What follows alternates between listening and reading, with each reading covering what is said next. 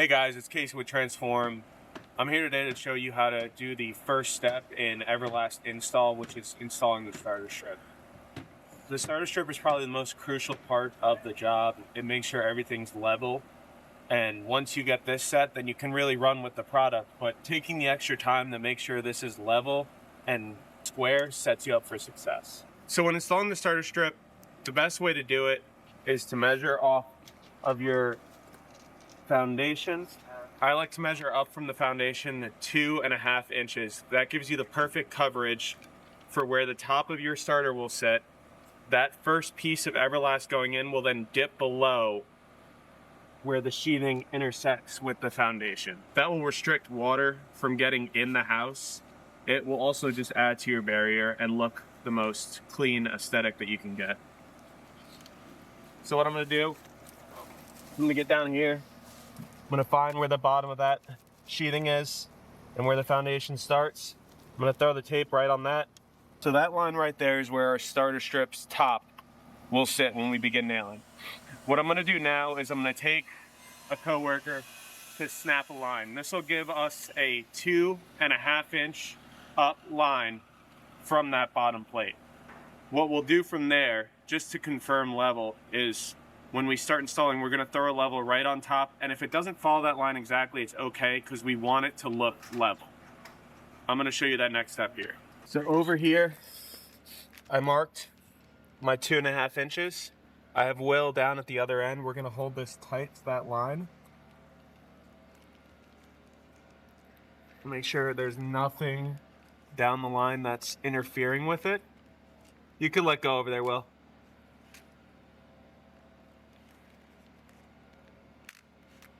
Like I said, now that we have our line snapped, that gives us a good idea of where the top of this starter should sit.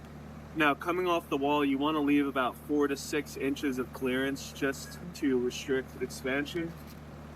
You're going to set that on your mark. We're going to just throw in a nail on this side, and then we're going to level off of that. This one.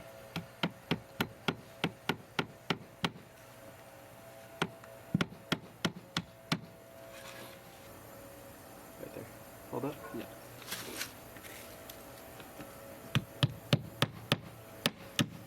Okay. And right there is how you get your starter strip started. From there, we'll just continue following that line and leveling it out as we go. Next step is obviously putting on that next board that should overhang all of this.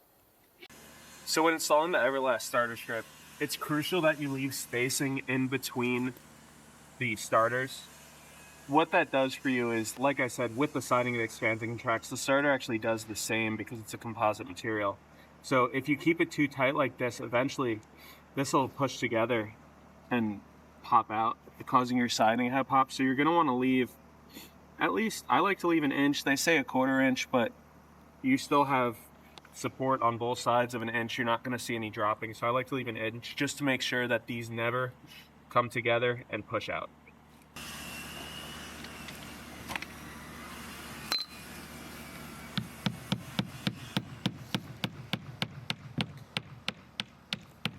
It's crucial on the starter to make sure that it is level going all the way around.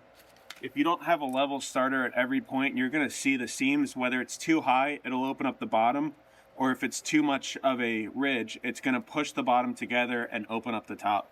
So like I said, with something that requires brackets and expanding tracks with the weather, everything needs to be level, so those seams, no matter if it's 30 degrees or 100 degrees, still stay tight and don't open on the top or open on the bottom.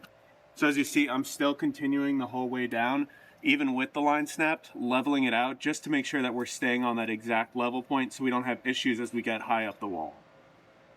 You also want to make sure when you're using the level that it's not just in between the lines, but that it's truly dead center. If it's a little closer to one line, it might look fine for the first couple rows, but as you get higher in the wall, that 32nd or 64th will now open up into an 1/8, 1/4, or even an inch gap. Making sure that your lap siding lines up around the house. You don't want a piece that's here on the bottom and then your next piece on this side starts up here. So for that cleanest look and to double check that your measurements were right for your starter, what you can do is you'll take your speed square, bump it up to that second course, put a little pencil line, as you can see I already did. You're gonna mark right here. And then what you're gonna do is carry that to the other side. So wherever that course is, which is right about here, you're just gonna make sure that that lines up with that same pencil line. Now, you do have a little bit of variance, but you don't wanna really go off anything more than a 32nd or a 64th. That's not as noticeable to the eye, and if you can't get around it due to foundation issues, anything in the wall, you're gonna have to cheat a little bit. But the goal is to get it dead on or as close as possible to mimic the look that that siding is still wrapping around the house.